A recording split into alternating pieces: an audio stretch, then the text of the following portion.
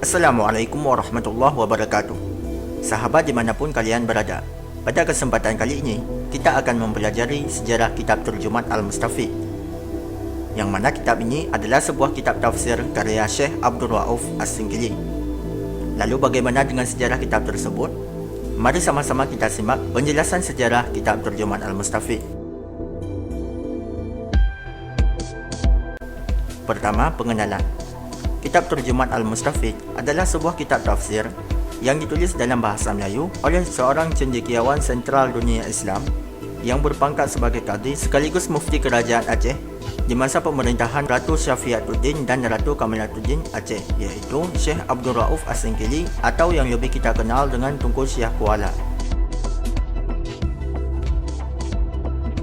Nama lengkap kitab ini adalah Al-Quranul Karim wa Bihamisihi Turjuman Al-Mustafid. Tak hanya tersebar luas di bumi Melayu, kitab ini juga tersebar luas hingga ke negara Turki, Mesir, Mekah, dan sebagainya. Kitab Turjuman Al-Mustafid merupakan kitab terjemah dan tafsir pertama yang ditulis dalam bahasa Melayu atau bahasa Indonesia. Oleh kerana itu, Syekh Abdul Rauf digelar sebagai pahlawan penerjemah Al-Quran pertama ke dalam bahasa Indonesia. Karena setelah penulisan naskah kitab Turjuman Al-Mustafid, tidak pernah lahir kitab tafsir atau terjemahan Al-Quran yang ditulis dalam bahasa Indonesia sampai lahirnya terjemahan Al-Quran yang lain oleh Profesor Mahmud Yunus pada tahun 1922 Masehi. Hal ini juga menjadi bukti bahawa para pengkaji agama Islam di Indonesia selama lebih dari 2 abad tidak merujuk kepada terjemahan lain dari Al-Quran selain kepada naskah ataupun kitab ini. Beberapa pendapat menyebutkan bahawa kitab Turjuman Al-Mustafid merupakan terjemahan dari kitab tafsir Al-Baidawi dan tafsir Jalalain. Namun, ada juga yang berpendapat bahawa kitab Turjuman Al-Mustafid adalah kitab terjemahan tersendiri dan hanya merujuk kepada beberapa kitab tafsir yang terdahulu. Yang kedua, pembahasan isi kitab Turjuman Al-Mustafid. Seperti isi kitab tafsir yang lain, kitab Turjuman Al-Mustafid dipisahkan menurut masing-masing surat. Setiap awal surat, sebelum menulis ayat dan terjemahannya, Syekh Abdul Rauf terlebih dahulu memberi penjelasan mengenai surat yang akan dibahas.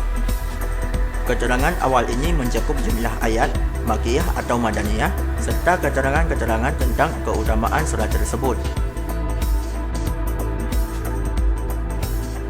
Dalam penulisan kitab ini, Syekh Abdul Rauf mengutip dari beberapa kitab, yaitu dari kitab Anwarul Tanzil wa Asrarul Ta'wir, karya Abdullah bin Umar bin Muhammad bin Ali Al-Baidawi Asy-Syirazi Asy-Syafi'i.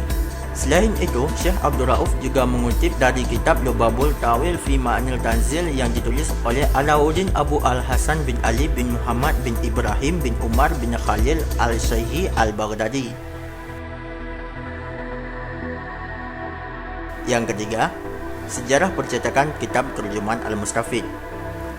Pada cetakan pertama, kitab Turjuman Al-Mustafid bermula pada saat Syekh Muhammad Zain Al-Fatani membawa manuskrip kitab Turjuman Al-Mustafid ke Turki serta menunjukkannya kepada Sultan Turki. Pada saat itu, Sultan Turki berkenan menyimak serta mencetaknya di percetakan Maktabah Utsmaniyah Istanbul pada tahun 1884 Masehi. Kemudian, kitab ini kembali dicetak oleh Matba'ah Al-Sulaiman di Kahirat serta Maktabah Al-Miriyah di Mekah, Bombay, Singapura, Jakarta, dan Pulau Pinang.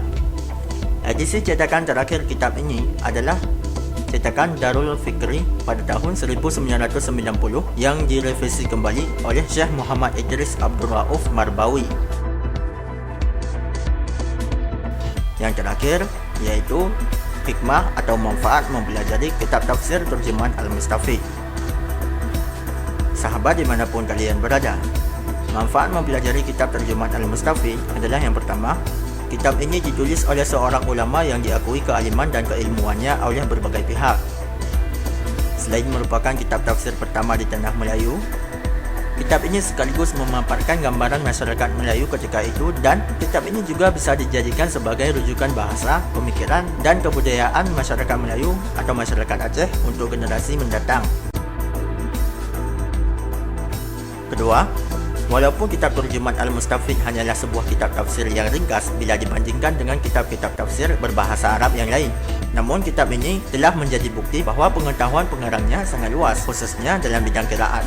Dan tak hanya itu, terjemahan dalam kitab terjemahan Al-Mustafid sangat menghargai lingkungan di sekitarnya, telah banyak membantu masyarakat Aceh memahami Al-Quran secara lebih dekat. Nah, sahabat dimanapun kalian berada, setelah menyimak penjelasan sejarah kitab terjemahan Al-Mustafid, bagaimana pandangan kalian terhadap salah satu karangan ulama Nusantara ini? Tulis jawaban kalian di kolom komentar. Dan tak lupa pula, jika ada kesalahan penyampaian informasi dalam video kali ini, berikan kritikan dan saran kalian di kolom komentar. Sekian, saya admin undur diri. Wabillahi taufiq wal hidayah, wa ridha wal inayah. Wassalamualaikum warahmatullahi wabarakatuh.